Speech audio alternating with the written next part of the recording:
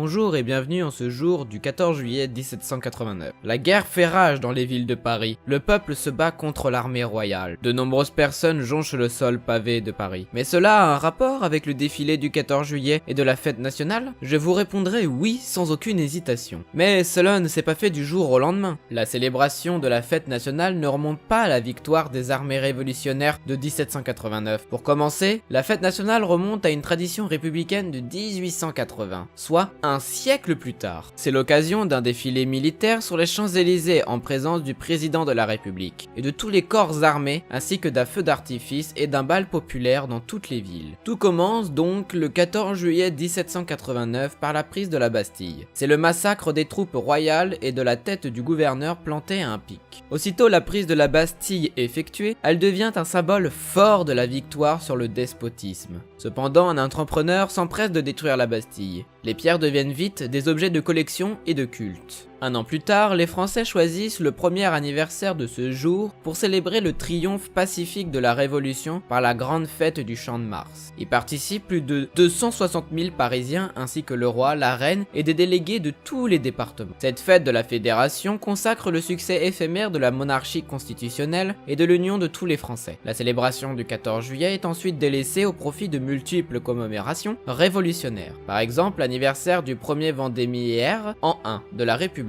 soit le 22 septembre 1792. Sous l'Empire, on lui préfère la Saint-Napoléon, le 15 août. Elle est enfin complètement abandonnée sous la restauration monarchique de 1815 à 1840. Sous la Troisième République, cependant, une nouvelle chambre à majorité républicaine, et non plus monarchiste, est enfin élu en 1877. Le régime remet en vigueur les symboles de la Grande Révolution de 1789, en particulier la Marseillaise, ici au rang d'hymne national, le Panthéon, nécropole des gloires républicaines, enfin la fête nationale. Le 6 juillet 1880, sur proposition de Benjamin Raspail, la Chambre des députés vote une loi ainsi libellée. La République adopte le 14 juillet comme jour de fête nationale annuelle. Par prudence, le législateur ne fait pas plus référence à la prise sanglante de la Bastille qu'à la fête joyeuse de la Fédération. L'année suivante, apothéose de la monarchie constitutionnelle. À l'occasion de cette première fête nationale, le 14 juillet 1880, le gouvernement prévoit un rituel similaire dans toutes les villes de France. Concerts dans les jardins, décoration des places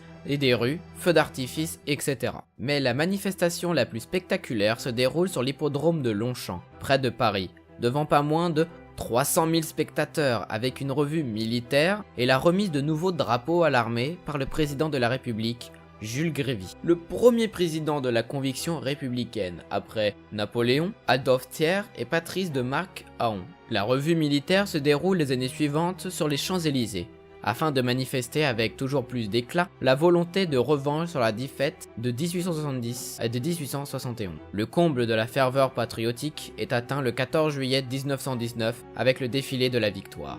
Mais qu'est-ce que le défilé de la victoire? C'est tout simplement la commémoration de la fin de la Première Guerre mondiale. Ce défilé a été voulu par Georges Clemenceau, chef du gouvernement de l'époque, pour honorer les soldats morts au cours de cette guerre. Du fait du 14 juillet 2017, où les armées américaines ont défilé en plus des soldats français. Voilà, nous arrivons à la fin de cette courte explication. N'hésitez pas à mettre un pouce bleu et à vous abonner. Je vous dis bonne fête nationale à tous.